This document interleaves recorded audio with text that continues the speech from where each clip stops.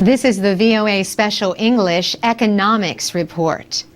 In December, the Japanese electronics company Olympus made a public apology. It said company officials hid over $1 billion in losses going back to the 1990s. Olympus said it was investigating and considering legal action against some of its current and former officials. The company's stock lost half of its value between October and December.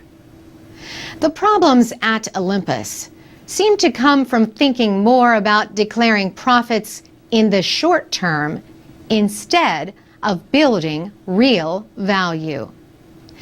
This was one of the issues considered by management expert Peter Drucker over his long career. Peter Drucker died in 2005, but many of his ideas remain very meaningful today.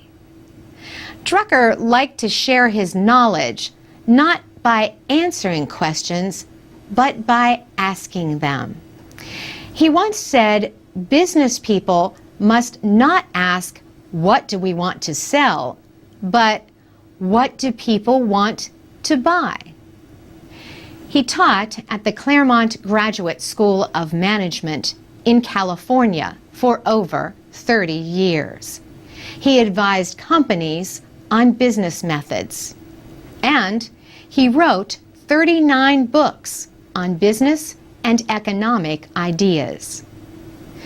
Peter Drucker was born in Austria in 1909. In the late 1920s, he worked as a reporter in Frankfurt, Germany. He also studied international law. He fled Germany as Adolf Hitler came to power in 1933. Drucker spent 4 years in Britain as an advisor to investment banks. He then came to the United States. In the 1940s, Drucker argued that the desire for profit was central to business efforts. He also warned that rising wages were harming American business. He was later invited to study General Motors. He wrote about his experiences in the book, The Concept of the Corporation. In it, he said that workers at all levels should take part in decision-making, not just top managers. Later in his career, he warned that businesses that seek only profit growth help their competitors. Peter Drucker received the Presidential Medal of Freedom from President George W. Bush in 2002. He lived a long life. He died at the age of 95. Drucker was a voice for change and new ways of thinking about social and business relations. He used terms like knowledge workers and management goals.